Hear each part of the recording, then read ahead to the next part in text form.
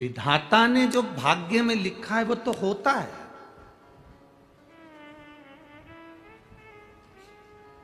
विधि का विधान जो लिखा है वो तो होगा। तो फिर शिव पुराण काहे को सुने अगर विधि का विधान होगा तो? भाग्य में लिखा हुआ यदि होगा तो फिर हम शिव पुराण क्यों सुने? उसका एक सुंदर चरित्र आता है। भागवत जी सुनिए आप लोगों ने, बोलो बोलो जरा सुनिए। उसमें राजा परीक्षित का चरित्र आता है। राजा परीक्षित को जब तक्षक नग डस लेता है तो उसके बच्चों का चरित्र आता है जन्मेजय का,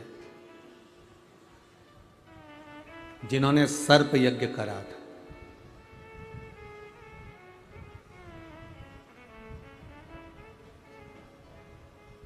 कोई तुमसे कह दे कि मैं तुम्हारी जिंदगी में दुख नहीं आने दूंगा तो समझ लेना कि पक्का झूठ बोल रहा है।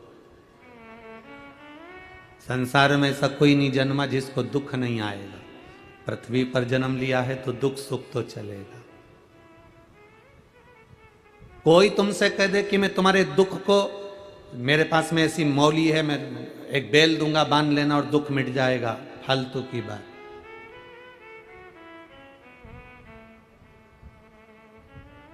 जन्मेजय की कथा कर रही है। राजा परीक्षित का पुत्र जन्मेजय वेदव्यास जी के सामने जाके बैठ गया। वेदव्यास जी को दंडवत प्रणाम करा जन्मेजय ने, और वेदव्यास जी को प्रणाम कर कर वेदव्यास जी से कहा कि मुझे एक बात समझ में नहीं आई गुरुजी। वेदव्यास जी ने पूछा कौन सी बात?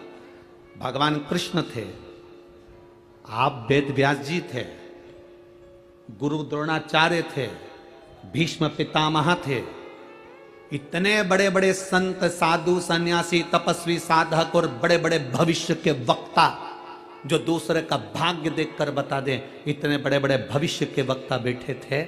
उसके बाद भी पांडवों का और कौरवों का युद्ध हो गया। आपने वो युद्ध टाला नहीं, आपने वो युद्ध समाप्त नहीं किया। इतने बड़े बड़े भविष्य के वक्ता बैठे हुए थे, इतने बड़े बड़े गुरुजन बैठे हुए थे।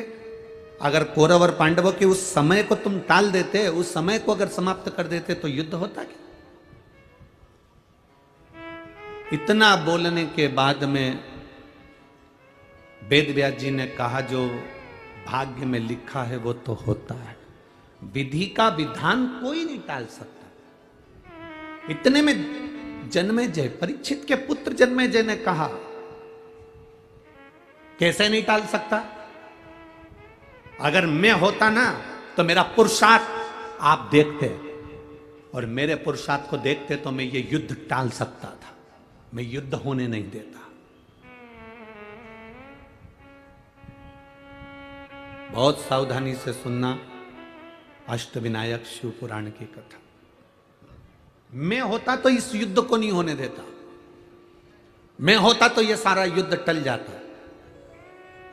वेदव्यास जी ने कहा यह कभी नहीं हो सकता। जो ललाट पर लिखा है उसको टालना बड़ा मुश्किल है,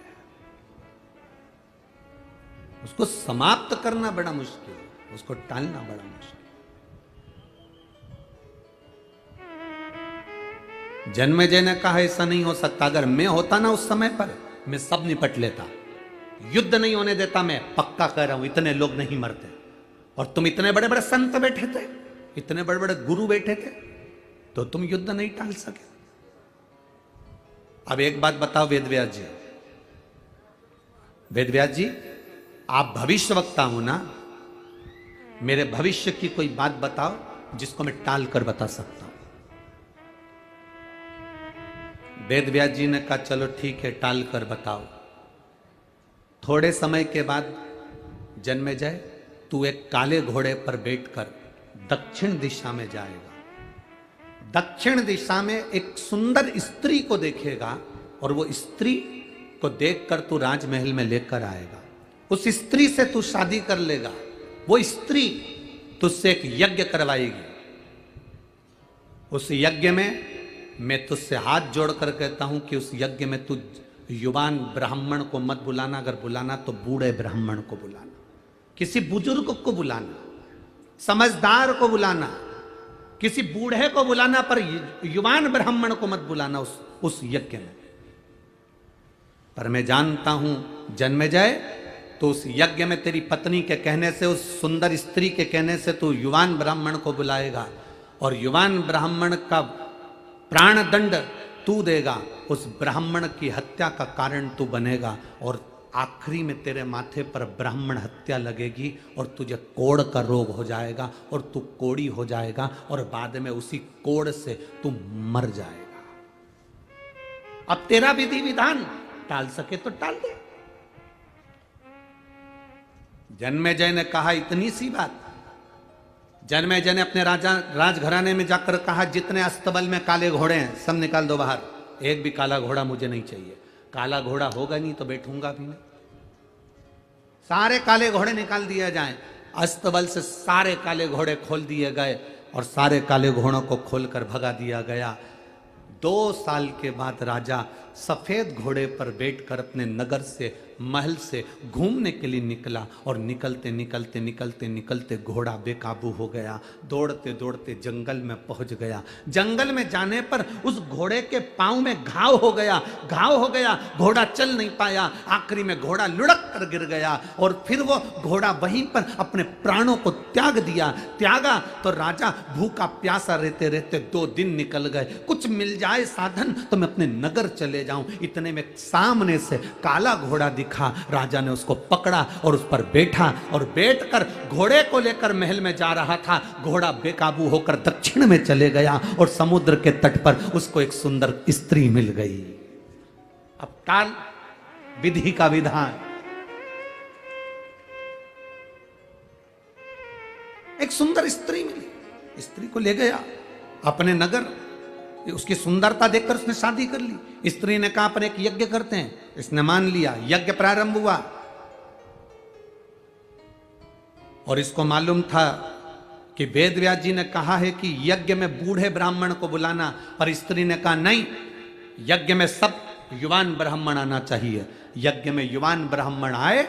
यज्ञ प्रारंभ हो रहा था। इसकी वो स्त्री सुंदर जैसे ही महल से बाहर निकली, उसको देखकर ब्राह्मण हंसा तो राजा को क्रोध आ गया जन्मेजय को और उसने उसको मृत्यु दंड दे दिया। मृत्यु दंड दिया तो ब्राह्मण हत्या माथे चढ़ गई और ब्राह्मण हत्या माथे चढ़ी तो ये कोढ़ के रोग से ग्रसित हो गया। रोता रोता वेद व्यास जी के पास पहुंच गया। मैं क्या करूं?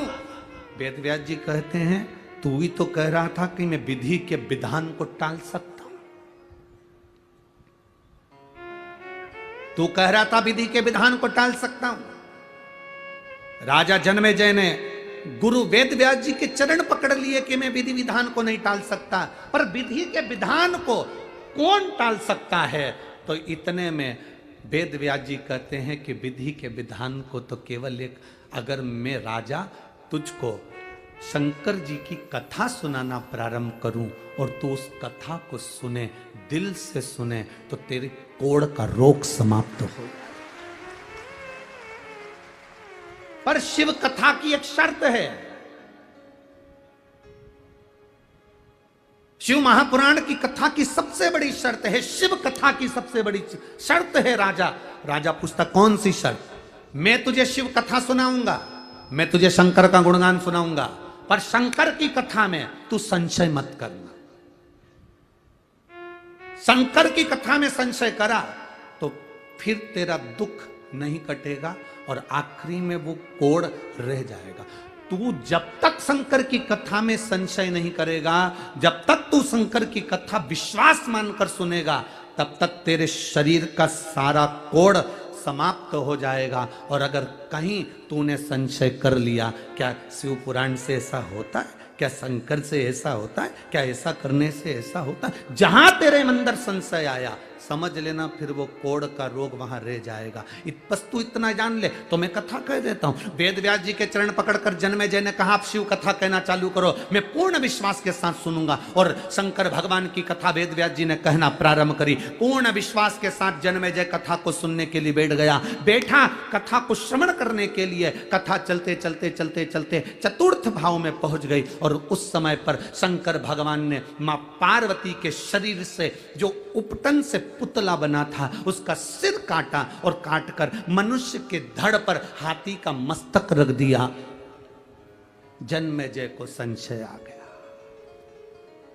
जन्मेजय ने कहा, बताओ क्या शंकर भगवान डॉक्टर है? क्या शिव जी वैद्य हैं? क्या औषधि देते हैं कि मनुष्य के शरीर पर हाथी का मुख रखा जाएगा? जन्मेजय के अंदर संशय आ गया। जन्मेजय ने तुरंत कहा, मैं इस कथा को नहीं मानता। क्या धड़ के ऊपर हाथी का मुख कैसे रखाएगा?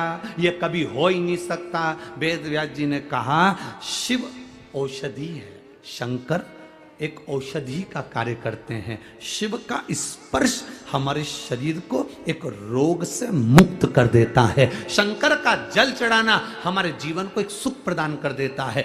उस जन्मेजय ने कहा, मैं इस बात को नहीं मानता, पूरी कथा को मानूंगा पर इस बात को नहीं मानूंगा। बस संशय आया, और संशय आने के बाद में जब वेद व्यास जी ने कहा, तेरी मर्जी, आगे की कथा तो सुन ले। पूरी कथा सुनी पर वो संशय दिमाग में रह गया। पूरे शरीर से कोढ़ समाप्त हो गया, पर वो कोढ़ का एक तिल बराबर का अंश राजा जन्मेजय के शरीर पर रह गया। और वो कोढ़ का रोग जो शरीर में एक तिल के बराबर रहा, उसी कोढ़ के रोग से जन्मेजय के प्राण छूट गए। आखिरी तक वो रहा, क्योंकि संशय रह गया था।